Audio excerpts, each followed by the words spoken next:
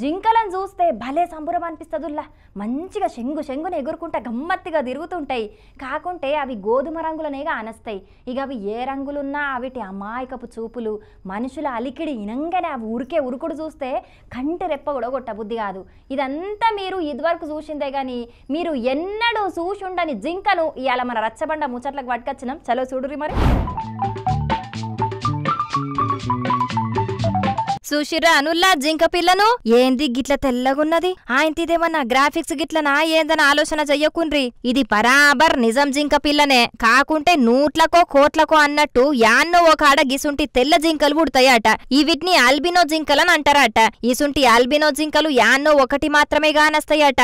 ఇట్లా నిజమైన albino జింకలకు melanin పూర్తిగా ఉండదట.